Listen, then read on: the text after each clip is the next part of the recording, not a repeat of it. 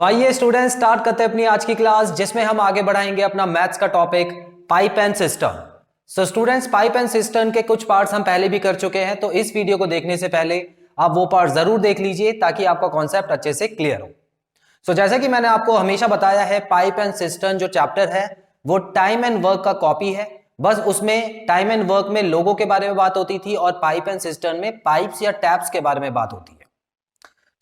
आज मैं आपके लिए बिल्कुल सिमिलर टॉपिक लेके आया हूं जो कि हमने already time and work chapter करते समय समझ लिया था, जिसका नाम है वर्किंग ऑल्टरनेट डेज। तो उसमें क्योंकि लोग थे, उसमें जो पर्सन थे वो काम करते थे, और वो पर्सन जो काम करते थे वो कुछ दिनों में काम करते थे, तो उसमें वर्किंग ऑल्टरनेट डेज था। तो आज जो मैं आपके लिए लेके आया हूं वो है वर्किंग ऑल्टरनेट आवर्स, क्योंकि जो पाइप है वो टैंक भरने में दिन तो लगाएंगे नहीं, वो कुछ घंटों में ही भर लेंगे। तो बेसिकली टॉपिक सेम है, नाम बस थोड़ा सा अलग है और पूरा कॉन्सेप्ट भी बिल्कुल सेम है। आज की क्लास में मैं आपको ज्यादा क्वेश्चंस नहीं करवाने वाला हूं, सिर्फ एक ही एग्जांपल है जो कि फिलहाल मुझे मिला है, तो मैं उसी को आपको करवाता हूं सॉल्व, और उससे आप समझ जाएंगे। अगर आपको ज्यादा एग्जांपल्स चाहिए हो तो आप कमेंट बॉक्स में अपना क्वेश्चन डालिएगा, मैं उस पर जरूर वीडियो बनाऊंगा, या आप टाइम एंड वर्क चैप्टर में जो वर्किंग ऑल्टरनेट डेज वाला वीडियो है वो आप अच्छे से देख लीजिए, उसमें मैंने 2 या 3 क्वेश्चंस करवाए हैं, बिल्कुल सेम टॉपिक है, कुछ अलग नहीं है। आइए स्टूडेंट्स स्टार्ट करते हैं अपनी आज की क्लास। तो आप देख सकते हैं क्वेश्चन जो है वो टॉपिक है वर्किंग ऑल्टरनेट आवर्स। तो जो इसमें क्या होगा, इसमें जो 2 पाइप्स होंगे उसमें हम दोनों ना ही साथ में चलाएंगे और ना ही अलग अलग चलाएंगे। इसमें पहले घंटे में पहला पाइप चलेगा और फिर दूसरे घंटे में सिर्फ दूसरा पाइप चलेगा, उसके बाद तीसरे घंटे में दोबारा से पहला पाइप आ जाएगा, और फिर इस तरह से 1 घंटे के बाद जब 1 घंटा आएगा तो उसमें आप देखेंगे कि पाइप जो है वो बदलते जाएंगे। Clear students? तो देखते हैं कैसे होगा ये क्वेश्चन। क्वेश्चन में लिखा है 2 pipes A and B can fill a cistern in 6 minute and 7 minutes. ठीक है, तो वो टोटल अगर अलग अलग काम करें तो जो ए वाला पाइप है वो 6 मिनट्स में काम खत्म कर देगा, मतलब टैंक भर देगा पूरा अगर अकेला चलाया जाता है, और जो बी वाला पाइप है वो 7 मिनट में पूरा टैंक खत्म कर देगा। ठीक है, both pipes are opened alternately for 1 minute each. ठीक है, तो हर पाइप को 1 मिनट के लिए चलाया जाता है। आपको बताना है कि कितने समय में जो सिस्टम है या टैंक है वो पूरी तरह फिल हो जाएगा।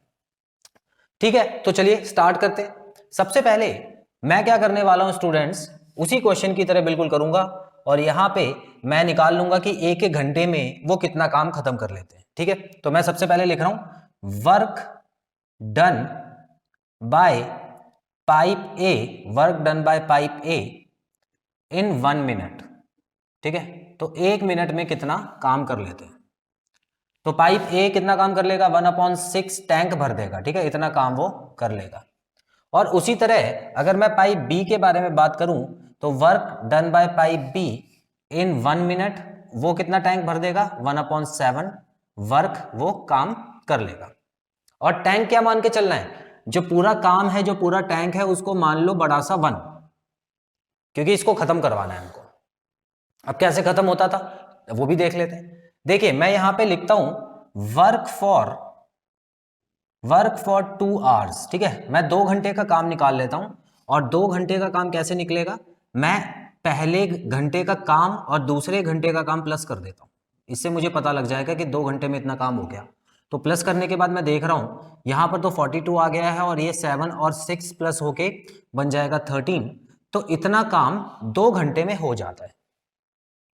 ठीक है, तो मैं कैसे, मैंने आपको बताया था कैसे करना है, 4 घंटे का निकालो, 6 घंटे का निकालो, 8 घंटे का निकालो, ऐसे 2-2 घंटे का या तो आप ऐड कर लो, या आप एक शॉर्टकट अपना सकते हो। वो शॉर्टकट क्या है कि 13 को आपको 42 तक ले जाना है, या तो एग्जैक्ट 42 बना दो किसी नंबर से मल्टीप्लाई करके, या उसको 42 से थोड़ा कम रखो।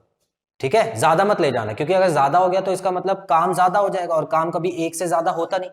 जो टैंक है वो हमने 1 मान के रखा हुआ है, तो यहां पर आपको 1 से ज्यादा नहीं करना है, आपको या तो 1 करना है। अगर 42 ऊपर आ जाता है तो इसका मतलब पूरा पूरा काम हो जाएगा, या अगर 42 से कम आता है तो इसका मतलब थोड़ा काम हो जाएगा, थोड़ा बचेगा। तो फिलहाल मैं ये देख पा रहा हूं कि 13 के टेबल में 42 तो नहीं आता है, लेकिन 13 के पास क्या आता है, 39 आता है। आता है 39 आता है ना। 13 के टेबल में, ठीक है।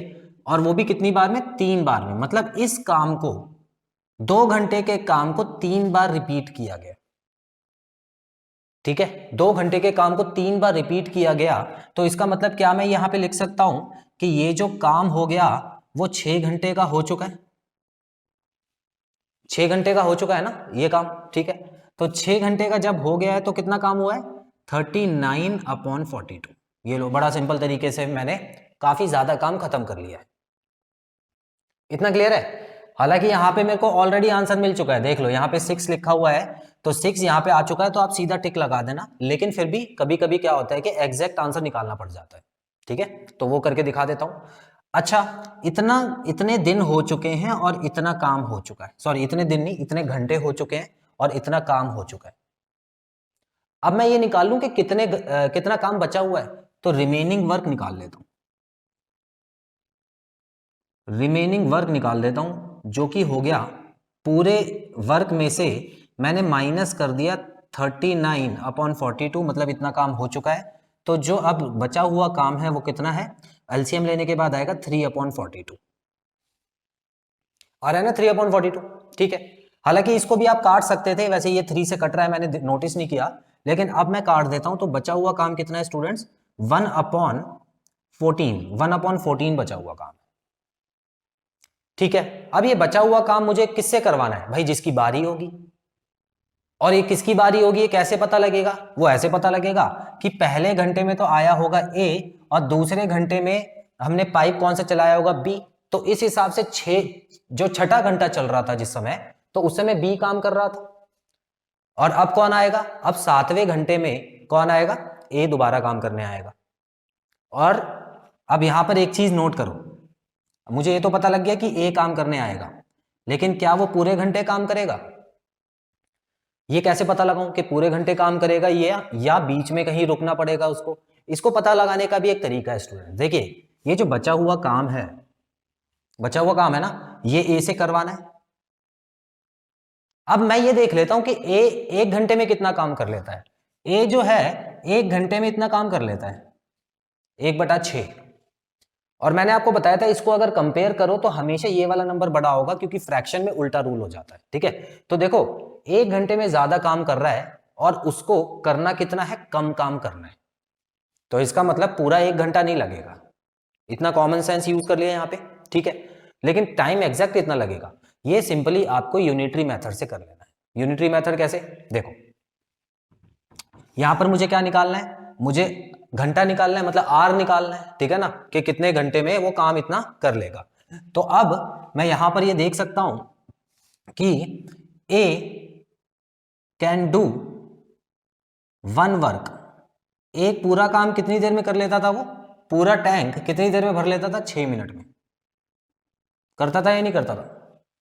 लेकिन इस बार उसको पूरा नहीं करना, तो ए कैन डू 1/14 वर्क, तो एक पूरे काम का 1/14 हिस्सा, ठीक है, करना है उसको। तो कितना टाइम लेगा, 6 मल्टीप्लाई बाय 1/14, 6 मल्टीप्लाई बाय 1/14 लेगा। तो इसको जब हम सॉल्व करेंगे तो आप देखोगे कि ये आ गया 6, काट लेते हैं, 3/7 आ गया। तो 3/7 मिनट और लेगा वो, 3/7 मिनट लेगा। इतना क्लियर है। क्वेश्चन में क्या पूछा है स्टूडेंट्स, क्वेश्चन में पूछा है कि पूरा का पूरा समय शुरुआत से कितना टाइम लिया उन दोनों पाइप्स ने मिलके। तो दोनों पाइप ने 6 घंटे तो पहले ले लिए थे और 3/7 मिनट बाद में हो गए। तो ये देखो, इनको जब आप टोटल करोगे तो आपका आंसर आ जाएगा 6 3/7 मिनट्स। आई होप आपको कॉन्सेप्ट क्लियर है। एक बार शॉर्ट में और बता देता हूं, वैसे तो आप वीडियो दोबारा देख लेना जहां से आपको कंफ्यूजन हुई है, कंफ्यूज होने वाला कुछ है नहीं। मैं एक बार और समझा देता हूं।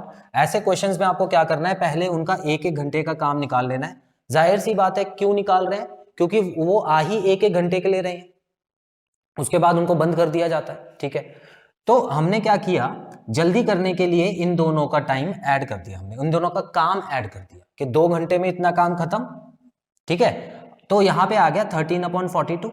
अब मुझे ऐसा नंबर चाहिए जो कि 13 को 42 के पास ले जाए, लेकिन उससे ज्यादा ना करे, उससे ज्यादा कर ही नहीं सकते, क्योंकि काम जो है वो 1 आना चाहिए या 1 से कम, ठीक है। तो हमने देखा कि 3 ऐसा नंबर था जो इसको 39 के पास ले जाता, तो 2 घंटे का काम इतना था, तो 3 बार 2 घंटे का काम करेंगे तो 6 घंटे का काम हो गया, तो 6 घंटे में उन्होंने इतना काम पूरा कर लिया। यहां तक तो सिंपल है, आप करके देखेंगे, प्रैक्टिस करेंगे बार बार तो बहुत आसानी से समझ आएगा। अब आपको बचा हुआ काम निकाल देना है, और जिसकी बारी है, यहां पर एक ही बारी थी, तो उसको देख लेना है कि वो 1 घंटे में इतना काम करता है। अब जाहिर सी बात है, इतना काम 1 घंटे में करता है और इतना बचा हुआ है, तो बचा हुआ काम कम है, उसका 1 घंटा पूरा नहीं लगेगा, ठीक है। तो इन दोनों में से ये वाला ज्यादा है, तो आप क्या करोगे, आपको अंदाजा यहां पे मिल जाएगा कि जो ए है उसका पूरा घंटा नहीं लगेगा, उसका थोड़ा कम समय ही लगेगा। अब समय निकालने के लिए क्या करना है, बिल्कुल सेम, ए एक पूरे काम को 6 मिनट में कर लेता है, ठीक है। ये यूनिटरी मेथड है, यूनिटरी मेथड याद है आपको। यहां पर जैसे मान लो 10 पेंसिल 20 रुपए की मिलती है, तो 5 पेंसिल कितने की मिलेगी, तो हम यही तो लिखते थे ना, जो 2 बार दिया होता था, पेंसिल 2 बार दिया हुआ है, 10 पेंसिल और 5 पेंसिल, है ना, तो यहां पे लेफ्ट में लिखते थे और राइट में जो निकालना होता था वो लिखते थे। तो 10 पेंसिल 20 रुपए की है, तो रुपए यहां पे लिखते थे, 5 पेंसिल कितने की होगी उसके हिसाब से सॉल्व करते थे। तो यहां पर भी तो यही है कि हमको टाइम निकालना है उसका, तो टाइम निकालने के लिए राइट साइड में तो मैं टाइम रखूंगा, लेफ्ट साइड में वर्क रखूंगा। तो एक पूरे काम को इतनी देर में कर लेता है, तो उसका पूरा काम नहीं करना, पूरे काम का 1/14 हिस्सा जो बचा हुआ है वही करना है, तो वो 6 मल्टीप्लाई में इतने में कर लेगा, जो कि आ गया 3/7 मिनट्स। आई होप ये चीज क्लियर है। तो स्टूडेंट्स, ऐसे क्वेश्चन एग्जाम में आ जाए तो डरना मत, छोड़ के मत आना, इसको आप सॉल्व करके आना, ठीक है। आपको ऐसा लग रहा है कि ये मुश्किल क्वेश्चन होगा या लेंथी होगा, हो सकता है आपका थोड़ा टाइम लग जाए, लेकिन 2 या 3 मिनट में अगर आप इस आंसर को देते हो तो आपको पता लगेगा कितना आसान तरीका है इसको करने का।